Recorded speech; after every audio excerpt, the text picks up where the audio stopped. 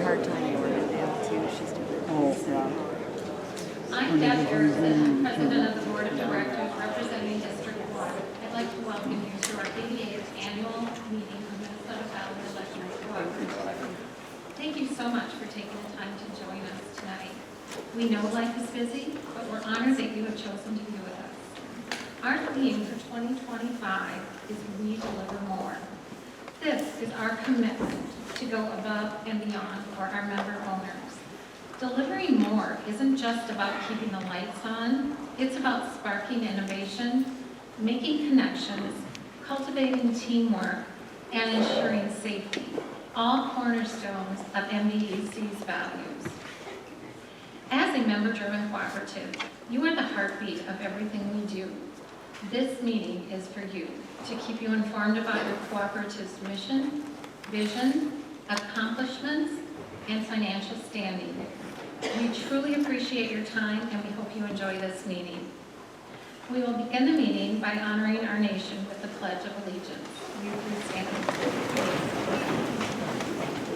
Pledge allegiance to the flag of the United States of America and to the republic for which it stands, one nation, under God, indivisible, with liberty and justice for all. This time, I'd like to take a moment to recognize our hometown heroes. If you have served in the U.S. Armed Forces or as a police officer, firefighter, or first responder, please stand.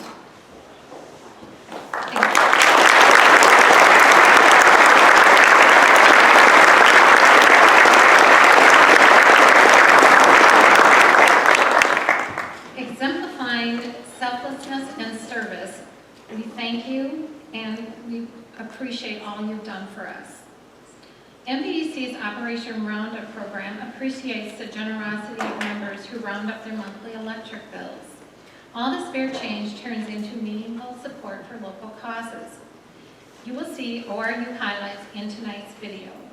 And I'd like to take a moment to thank our 9-member Operation Roundup Trustee Board and Coordinator Kylie for their quarterly efforts in administering ORU funds. I would also like to thank our special guest, David Sagu of Great River Energy. He is President and Chief Executive Officer. David, will you please stand?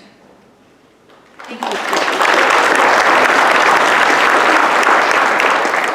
I would also like to thank Chad Reisenhauer. He is a Senior Vice President of Member Services and External Relations at Basin Electric Cooperative, another one of our wholesale providers. Chad, thank you. Now it is my pleasure to introduce your present Board of Directors. Will you please stand as I call your name? District 1, Michael Lenz of Savage. Tom Wolf of Credit River. Myself, I'm Deb Erickson of Savage. Gary Haberman in District 2 of Chanhassen. Brent Lawrence of Prior Lake. Michelle Morrison of Belle Plaine. In District 3, we have Jim Conley of St. Thomas, Kevin Gibbs of Liz Center, and Liz Krochek of Montgomery.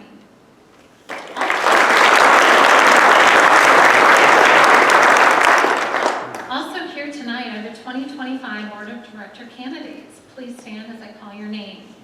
In District 1, I ran unopposed, and once again, I'm Deb Erickson. In District 2, the candidates are Greg Bowe of Chanhassen, Robert Lindberg of Victoria, and Joseph Yetzer of Green Isle.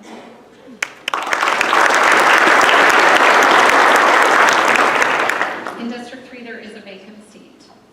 I will now officially call the meeting to order. The meeting will be recorded and posted on MVEC's website later this week. Let the minutes reflect a quorum of 50 members is met, a combination of mailed-in ballots received, and members present tonight. The annual meeting notice was published in the Electric Eye newsletter, posted at the office and online, and a mailing was sent to the membership. Minutes of the 2024 annual meeting were available at registration. Are there any questions on the minutes? Seeing none, the minutes will stand approved as printed. And now at this time, I'm pleased to introduce to you our CEO, Marvin Denzer.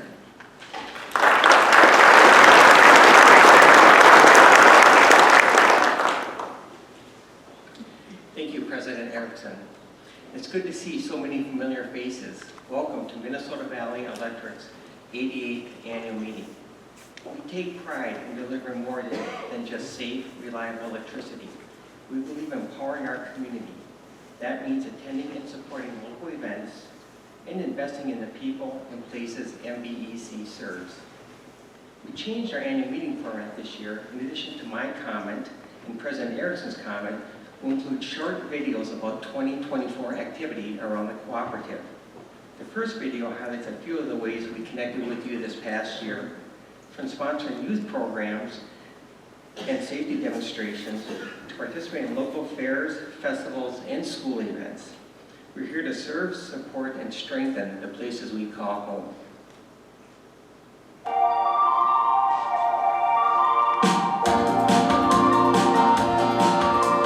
Hi, I'm Elle, a distribution engineer at MVEC. I joined MVEC last June and I have already learned so much, and I'm really looking forward to the future.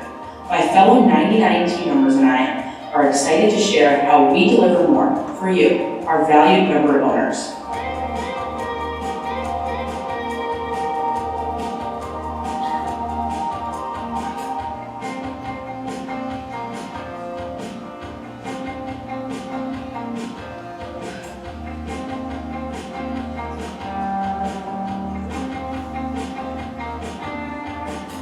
I'm John North with Minnesota Valley Electric Operation Owner, here to thank each and every one of you for the contributions you have made to helping us be able to give back to so many different entities. Along with us tonight, we have Kylie Hendricks, Minnesota Valley Electric. We have Paul Jacobus. We have Connie Beaker. We have Dwayne Glenn. We have Mary Prince, we have Jeannie Swart, we have Diana Bricky, and we have Jamie Paget.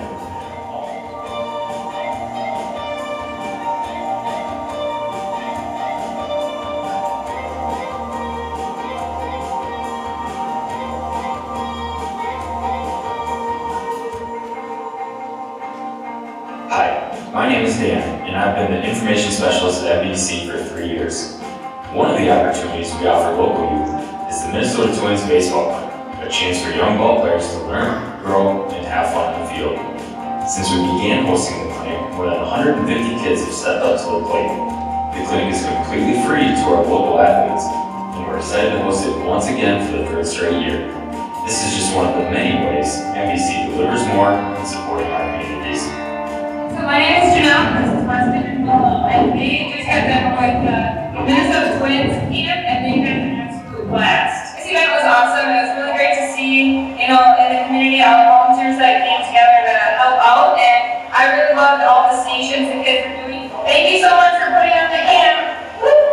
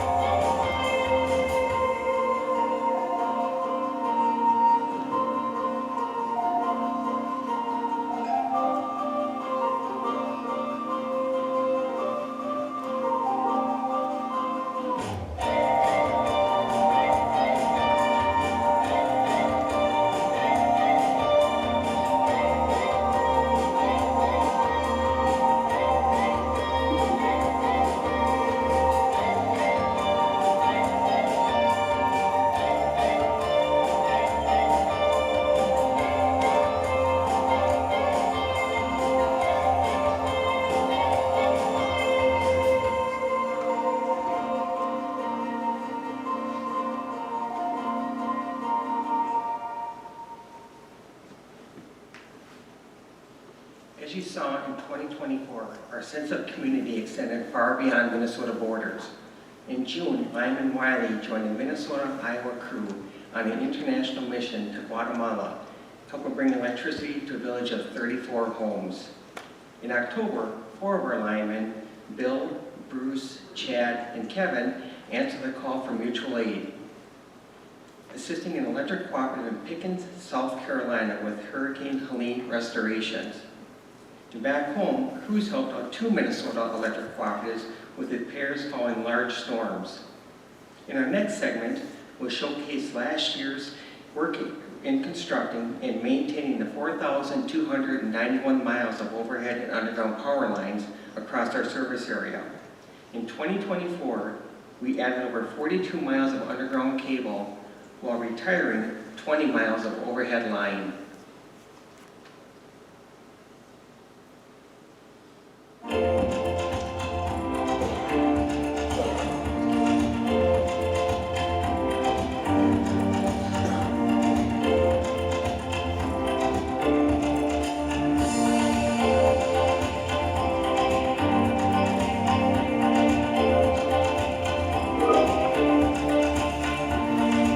I'm Jerry Chet. I live here with my wife Rhonda, and we've lived here a little over 30 years. So as far as the project goes, it's gone very well. Owen, as I said, to come out a couple times to get the plan going, and we've had the subcontractors were very easy to work with to do the underground wiring, and now we've got the MV guys out here to probably disconnect the wire and figure out what they got to do to connect it. It's gone very well.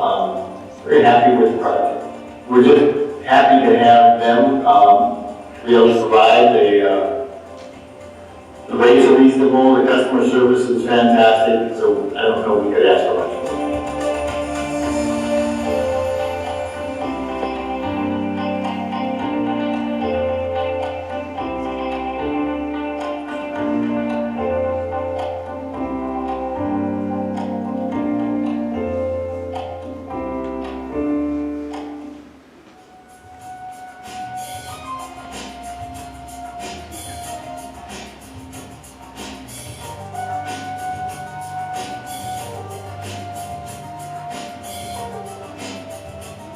Hello, this is Lee. I've been a lineman at Minnesota Valley Electric for the last 25 years. Moving a house is no small feat. It's a complex operation that often requires careful coordination, especially when power lines are involved. At MVEC, we understand the challenges of these moves. While they're not common, we assist in 1 or 2 house moves per year. Sometimes that means lifting as many as a dozen lines, often in the quiet of night, to ensure safe passage for these large structures. It's all part of our commitment to serving our community. Hi, I'm Mike, crew supervisor at MVEC. When we replace poles, scheduled exchanges usually take between 1 and 4 hours once on site. It all depends on terrain, pole type, and weather. Most of the time, we're able to keep the power on during the replacement, so members experience little to no disruption. But when we have unplanned replacements, like after a storm or accident, it could take much longer. No matter the situation, our crews always prioritize safety and efficiency to get the job done right.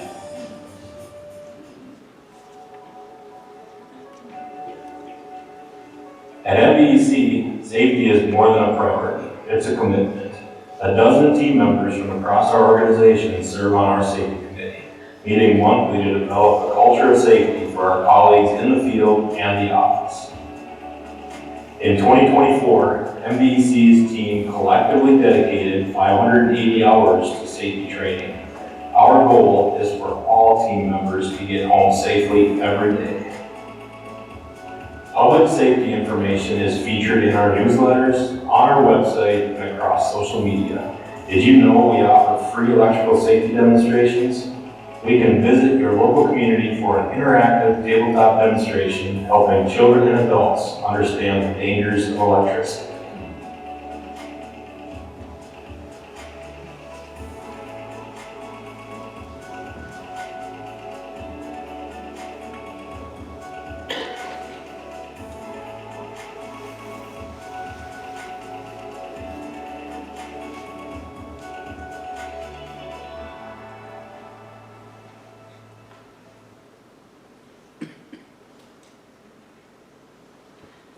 The cooperative workforce continues to evolve as longtime team members retire, taking years of knowledge with them while MVC welcomes new hires with fresh ideas.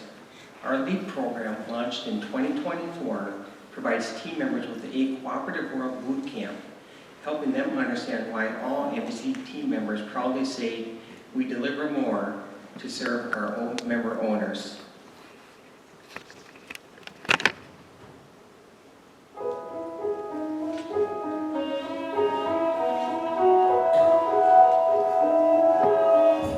At MVEC, leadership isn't just a title, it's a journey. That's why we created LEAD, our Leadership, Empowerment, and Development Program. This comprehensive experience equips team members with the skills, knowledge, and confidence to become impactful leaders within MVEC and the community. The LEAD program provides a deep dive into the unique member-owned cooperative business model in the evolving energy industry.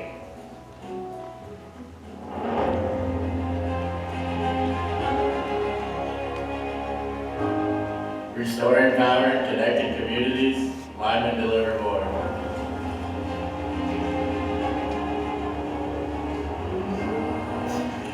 Keeping costs low and transparency high. County delivers more. Interested in saving energy and money? Energy Services delivers more. Coordinating crews and ensuring a rapid response. Dispatch delivers more. Serving members with care and commitment, we deliver more. Designing power plays that strengthen our grid. Engineering delivers more. Building a stronger team for a strong cooperative. Human resources delivers more. Maintaining the heart of the grid, substation techs deliver more.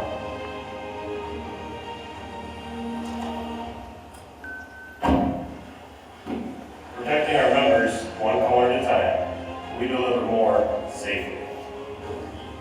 Last year, we blocked 250,000 suspicious emails. Securing your data and delivering more.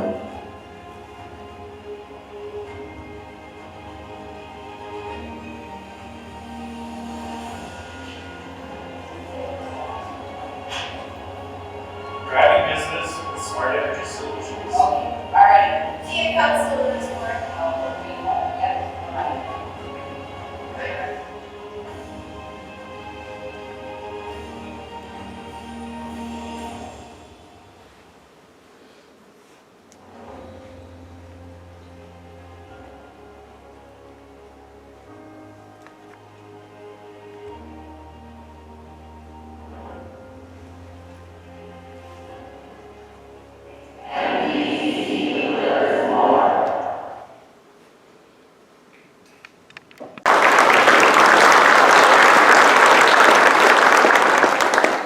Well, we hope you enjoyed the behind-the-scene tour of your cooperative.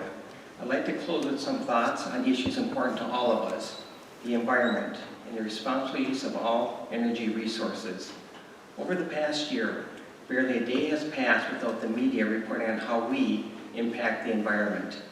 That underscores the importance of sustainable energy practices and taking a balanced approach that assures affordable and reliable power for our member owners.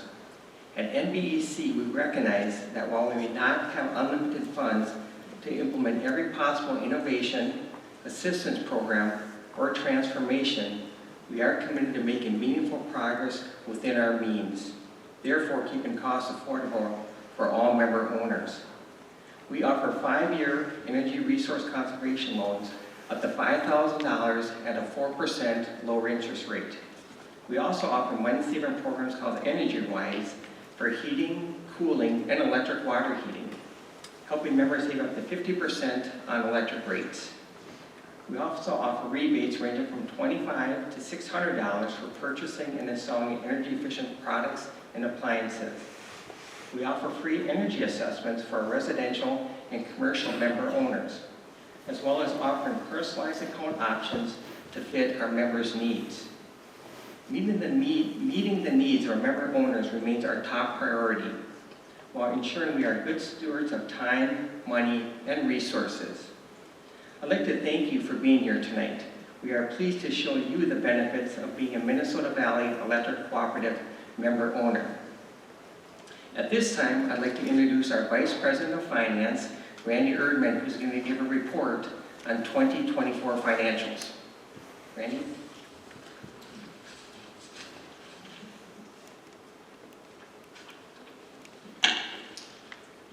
Good evening, everyone, and thank you, Marvin. It is a pleasure to have you all with us as we reflect on successes of the past year and look ahead to the opportunities before us. As the Vice President of Finance, I'm honored to present the financial overview of our cooperative for the fiscal year.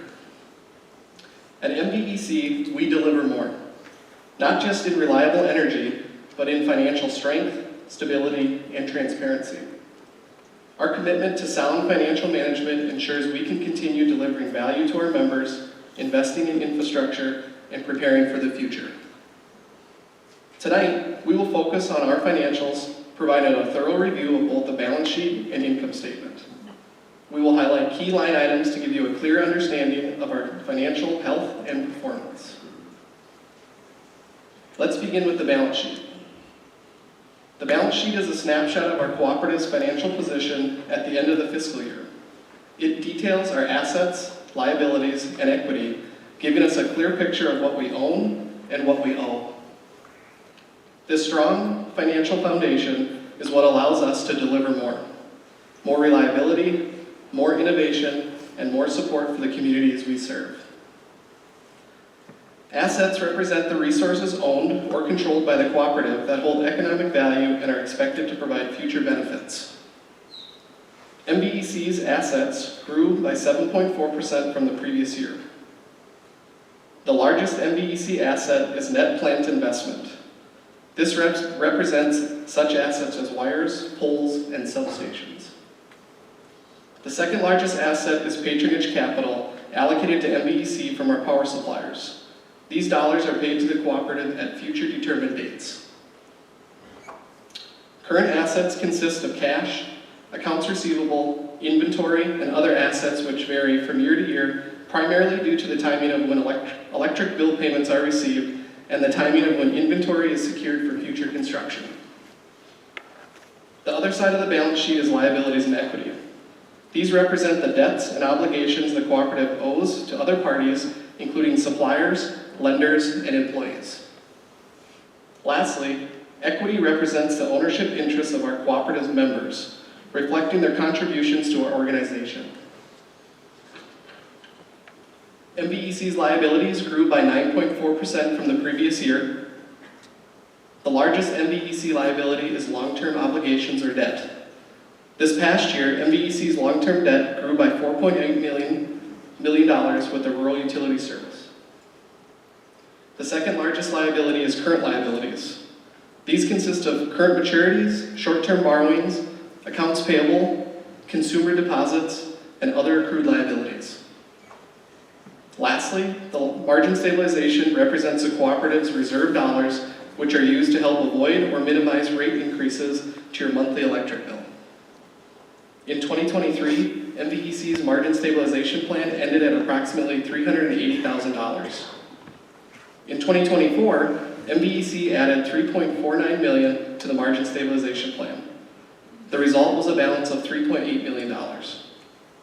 These dollars will be used in 2025 to allow MVEC to have competitive and stable rates. Equity, or members' ownership, grew by 3.6%, which represents 2024 margins less capital credit retirements. Our balance sheet reflects our commitment to managing our members' dollars efficiently and effectively. It showcases our investments in infrastructure to enhance reliability and efficiently while maintaining a healthy financial position to support future growth and development initiatives. Now, let's turn our attention to the income statement.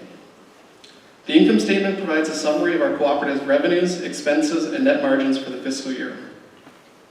Revenues encompass the income generated from our primary operations, such as electricity sales and services.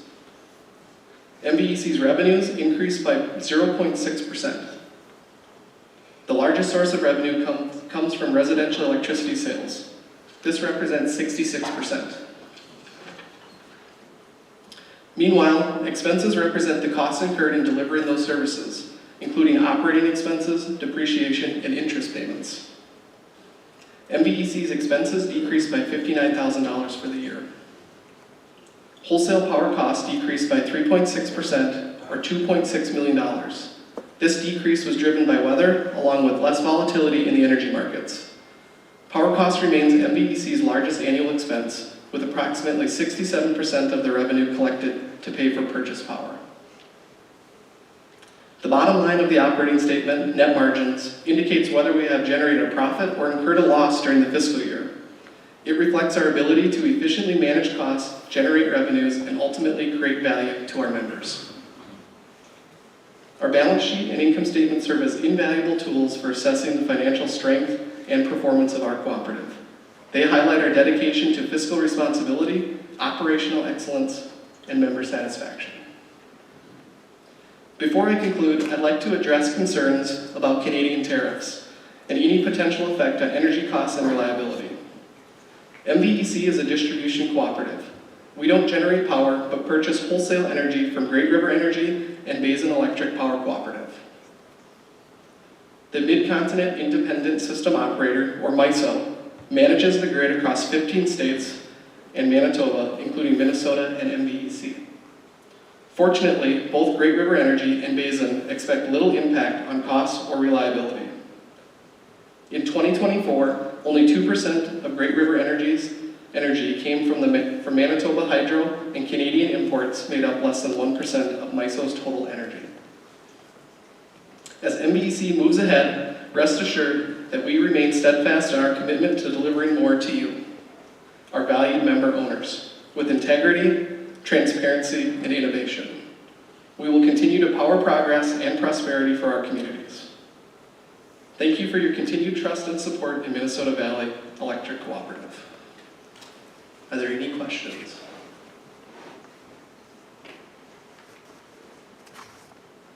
Seeing none, I will turn the meeting back to Board President Deborah Erickson. Thank you.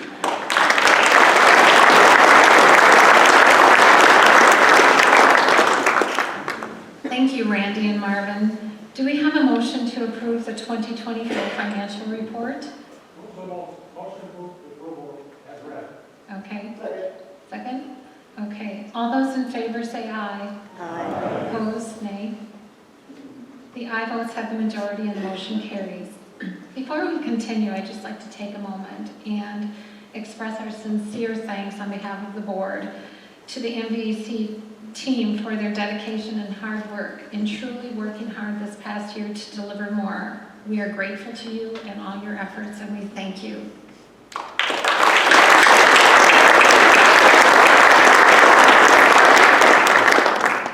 MVEC is excited to award $1,500 scholarships to graduating seniors. 5 recipients from each district were randomly selected before this meeting. Scholarships are one of the few ways that Minnesota allows our unclaimed funds to be spent, and we are glad we can utilize our unclaimed capital credits to support our member students. I'd like to invite this year's recipients to the front as I call your name by district. Please hold your applause until all the names have been announced. The scholarships for District 1 recipients will be presented by Director Wolf. The recipients are as follows. Owen Bredesen of Prior Lake High School, who is undecided for his future plans. Miao Ting Fong of Burnsville High School, and she will attend the University of Minnesota Twin Cities campus. Victoria Gromanke of Burnsville High School, who will attend the University of Minnesota. Lauren Knudsen of Prior Lake High School, who will attend Wingate University in North Carolina. Aubrey Sambo of Burnsville High School will attend Bemidji State University. The scholarship recipients for District 2 will be presented by Board of Director Michelle Morrison. Megan Larson of Prior Lake High School will attend the U of M Carlson School of Management. Quinn Martin of Holy Family Catholic High School will attend the University of North Dakota. James Munson of Chesterton Academy of the Twin Cities is undecided. Eliana Renenke of Sibley High School will attend Troy University in Alabama.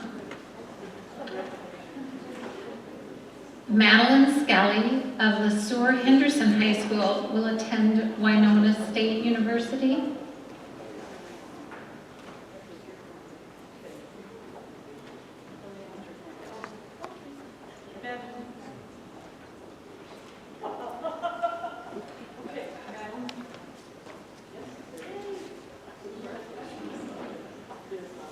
Let me know when we're caught up.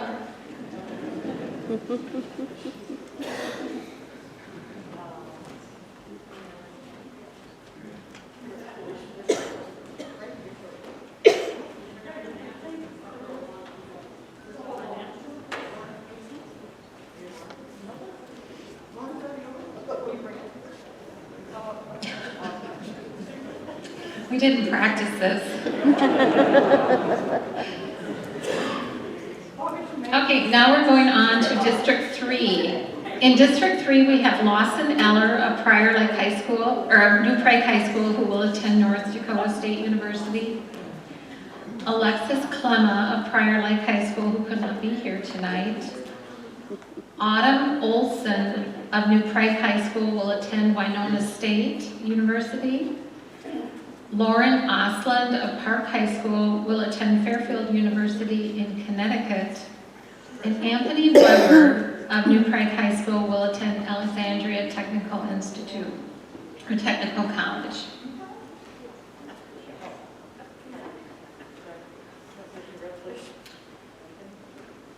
We will also draw for 5 at-large $1,500 scholarships for high school seniors who have attended tonight's meeting.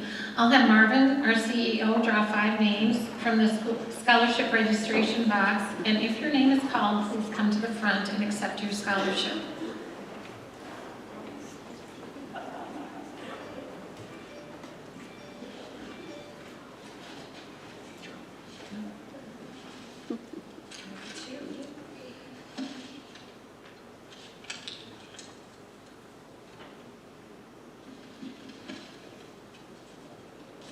Okay, we have our 5 names.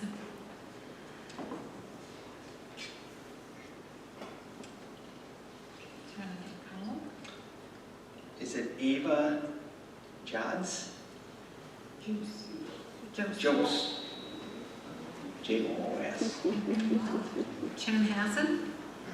Is Ava here? Okay, yay! Okay. Sophia Brown. She is. Okay.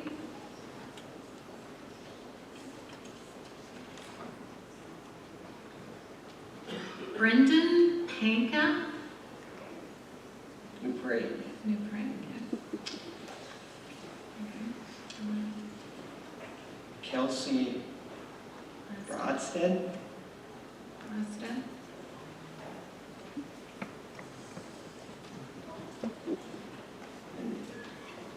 Isabel Smith. Congratulations to all our scholarship recipients.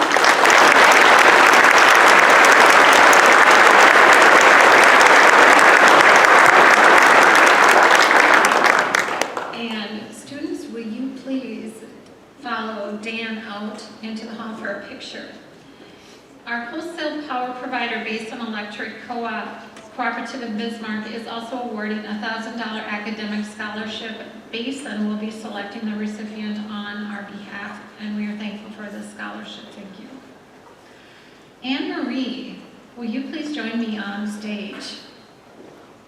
Each year, Minnesota Valley Electric sends one high school student to Washington, D.C. for the youth tour. I'm happy to introduce to you MVEC's 2025 Youth Tour representative, Anne Marie Klein. She is a junior at Southwest Christian High School, and Anne Marie will join 40 other students from Minnesota Electric Cooperatives and travel to D.C. in June. Congratulations, Anne Marie. We really, truly cannot wait to hear about your experience.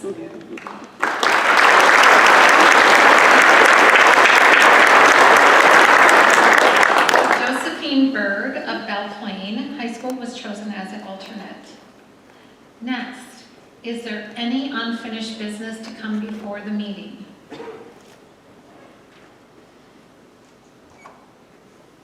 Okay, hearing none, we may proceed. Oh.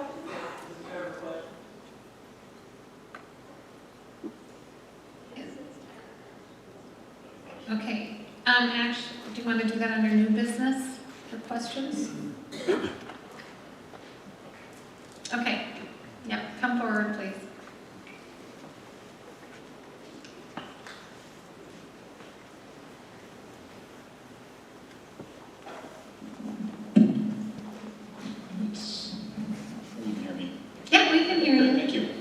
Yeah, thank you. I'm Dan Trujano from Savage. I've been members for 25 years. Thank you for being on the board, and thank you, Barney. A couple of years ago, we invested in rooftop solar, and we really appreciate being able to contribute to the co-op's clean energy production. And with the net metering law that's currently in place, I think we get a fair return on investment. At least it's like 13, 14 years to get break even. So we felt that was a good investment for us. And I think many of us in the co-op want to see more members in households, schools, churches, and farms in our rural co-op, contributing to our clean energy production. Instead of solely relying just on our large producers to provide our energy, we want to contribute to it. So I was a little taken back in the November newsletter where you all published MREA's article opposing Minnesota's current net metering law. And instead of wanting to pay us what we get paid now, 11.5 cents per kilowatt hour, that would actually take us down to 2 cents per kilowatt hour of energy payment for our household.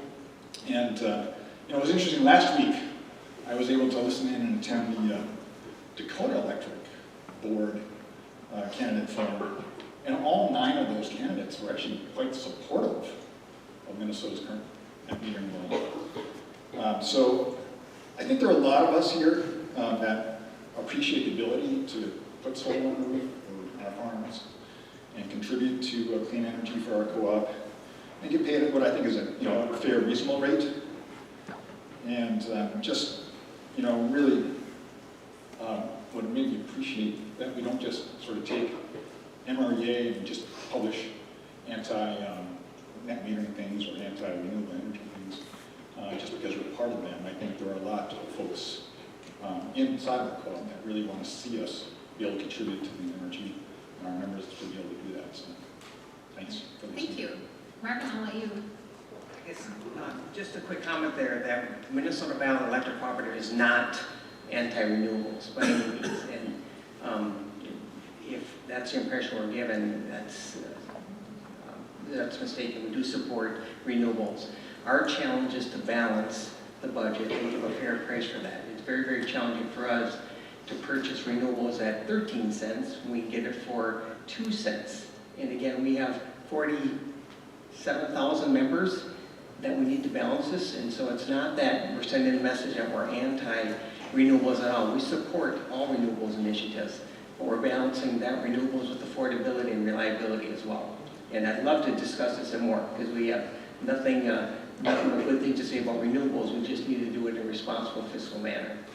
Yeah, and my understanding when you look at the research of distributed solar, like a small rooftop array, we actually benefit the co-op by shaving, the peak energy, the high-cost peak energy, and by actually having members participate in solar production. We decrease the need to, build new peaker plants or new infrastructure because that's already on the infrastructure we already have. So when you take those things to account, at the level of amount of solar that we have here today, we are actually net benefiting all members' rates when you look at the actual research studies that includes the whole package of that. So I'll send you some articles on that I'd love for you to read. I would just appreciate that, as you think about what you're publishing to the membership, there are a lot of us that actually do some research on this, and we actually want to contribute and benefit all our members, as well as contribute to solar energy and clean energy. Yep. I thank you for the comments, and one other thing I want to add to this is that this gives us the opportunity that we have unlimited amount of RECs out there, meaning that members that want 100% renewable energy can call the cooperatives, and we can provide that via RECs. You don't have to put solar on your roof or a wind turbine in your backyard. You can buy that via RECs, and we have experts at the cooperative that can set you up. So anybody that wants 100% renewables, we would support that initiative.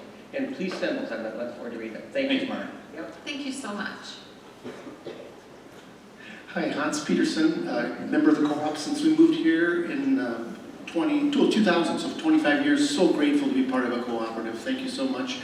Before that, my Mother-in-law was living there too, as we grew up on that farm with Dolores and Leander Wormskirchen. So my grandparents-in-law have been on that farm for many, many more decades than before I got here. So grateful for the work that you do and to be part of a cooperative model. I too bring a similar concern about net metering. We put up a wind generator in 2008, one of the first in the county, and was appreciative of you being able to support us and being able to put that into endeavor too. And would hope that we could continue to find ways to have that net metering so that we could incentivize others to join in small scale ways of saying, hey, we want to put up some solar panels and that sort of thing too. I also believe, obviously from a consumer standpoint, I think we all benefit when we have a community that has a energy that we rely on our neighbors for power. We're grateful to plug into the distributors, and even one that's here tonight, thank you for all of the ways in which the lights stay on and our power keeps running. And also thank you for the ways that you continue to look for innovative ways to have a stable energy neighborhood where we're having solar drawn for our own power or wind and that sort of thing. So thanks again for figuring out ways to continue to do that.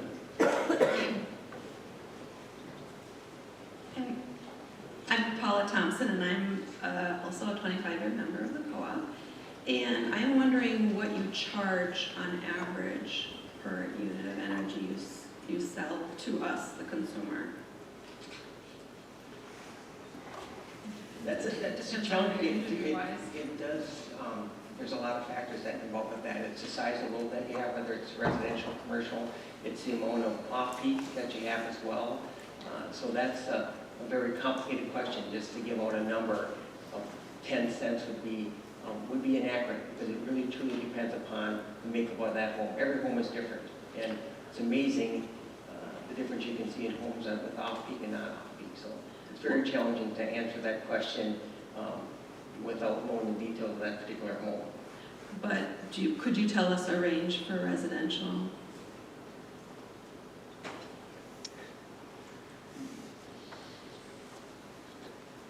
Around 10 cents would be? Yeah, I don't want to say that right now. Okay. But I'm just saying it's probably not 2 cents. You are charging us a certain amount per unit, but it's probably not 2 cents. So if I make home solar on my roof, then I'm not. We pay you the average, we pay you the average residential rate. So right around probably 13 to 14 cents per kilowatt hour you'll receive in any renewables less than 39.9. And the above that, you can purchase in the market, or there are also power suppliers, which that's where you get the 2% of most solar versus 39.9 or less. But the average residential rate is right around 13 to 14 cents. It just seems like if you're charging us a certain amount for power, then we should be able to charge you a similar amount, not 2 cents. You know, maybe. You are residential. You are receiving it. Anything under 39.9 is getting 13 to 14 cents per kilowatt. And I would like to keep net metering so that's maintained, so we can afford to do home solar. I think a lot of people want the freedom to be able to produce their own energy at their own home. And there's also some security in that. We're producing something very locally. We're not paying a fuel charge at all. There's no fuel cost for solar. And there's a security in knowing that the power is going directly from your roof into your home, so you don't have to worry so much about, power being dropped. And also there's just a security with kind of being independent, having the freedom to do that. So I hope you will support more and more people to do it, and not trying to control solar power by always having it have to come through your generation cooperatives and things that we pay for. Thank you. Paul Howe, member since 2001, so 3 years. Also a solar producer, and I just want more directly you guys to answer. Are you in support of or against House Bill 845 and Senate 1142, which are the net metering bills currently in the legislature for working?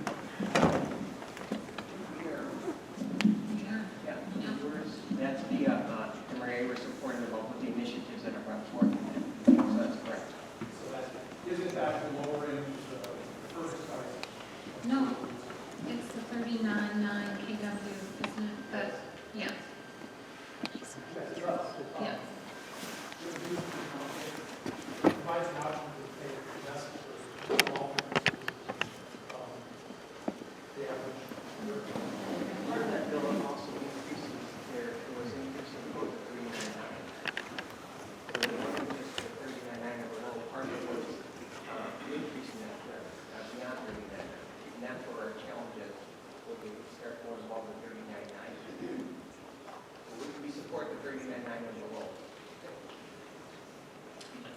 Any other questions?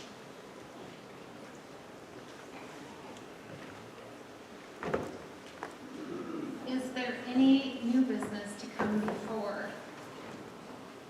this meeting? Hearing none, I would like to introduce Mark Sugden, MVEC's attorney, who will present the 2025 director election results.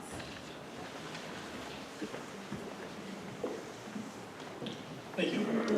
Good evening. Every year, at least one board seat in each of Minnesota Valley Electric Cooperative's 3 voting districts is up for election. Notices for candidate filing were made beginning with the November issue of the Electric Eye newsletter, with a candidate filing deadline of January 28, 2025. This year, there is a race in one of MVEC's 3 districts.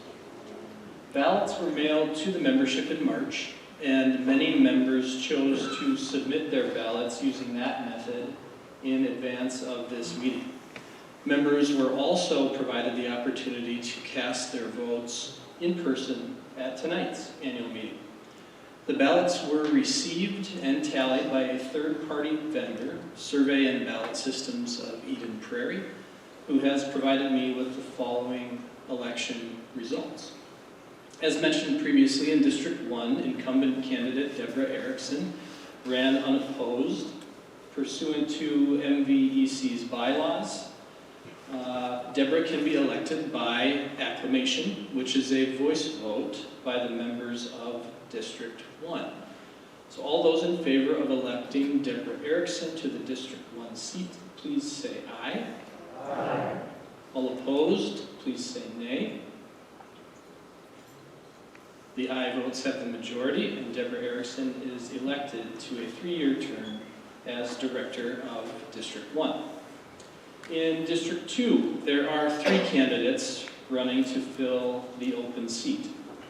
Greg Bowe of Chanhassen received 528 votes. Robert Lindberg of Victoria received 313 votes. And Joseph Yetzer of Green Isle received 389 votes. The director in District 2, elected to a 3-year term, is Greg Bowe. In District 3, again, as previously mentioned, there is a vacant seat. Please join me in congratulating each of the elected directors.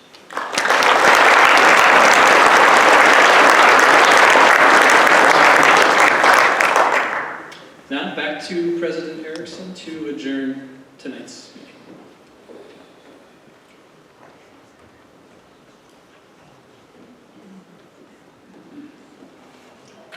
Congratulations to our newly elected board colleague, Greg Bowe. We look forward to working with you as you serve our members. Before we adjourn this meeting, we will hold drawings for 4 $50 bill credits, 3 $100 bill credits, and our grand prize, an electric bike. We will begin with drawing for the electric bike. All members are eligible, and we will set that name aside. Marvin, will you draw one name and put that in the envelope?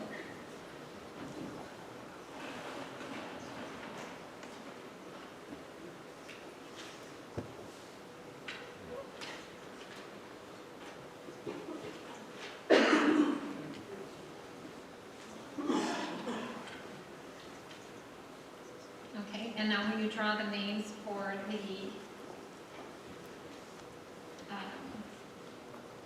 $100 bill credits first? 3.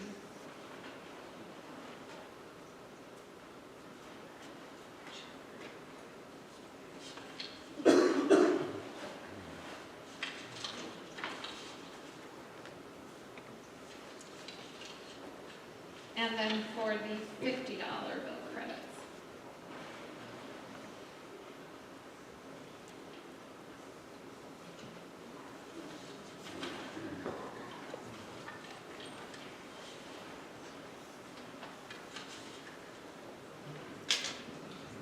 One more. Okay. So Marvin, will you name the winners? start with the $50 bill credits.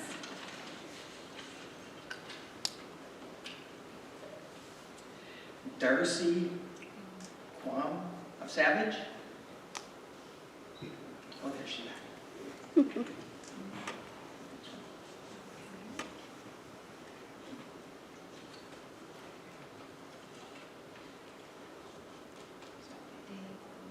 Dave Thorson of Webster.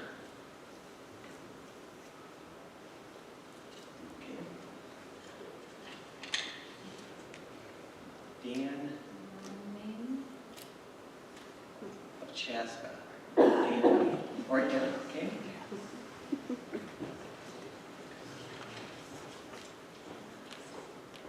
Sharon Smith, Harley. So those are the $50 bill credit winners, and we will go on to $100.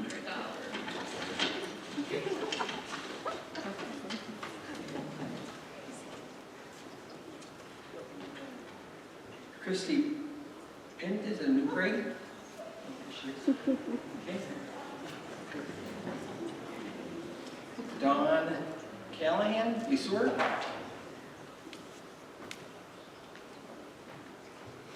And Deb Polly Jordan.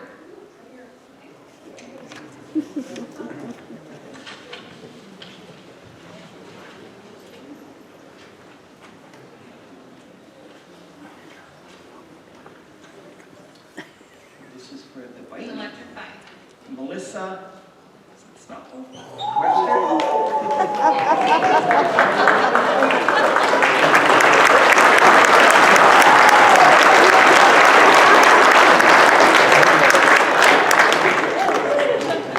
Congratulations to our winners. I am certain the winner of the electric bike has a few questions, and so before you leave, will you please look for Josh or Mike? They'll meet you in the foyer next to the bike. That completes the business meeting and brings the 88th annual meeting to a close. Do we have a motion to adjourn? Second? All those in favor? Aye. Opposed? The aye votes have the majority. Thank you again for joining us tonight. We appreciate you taking the time to learn more about our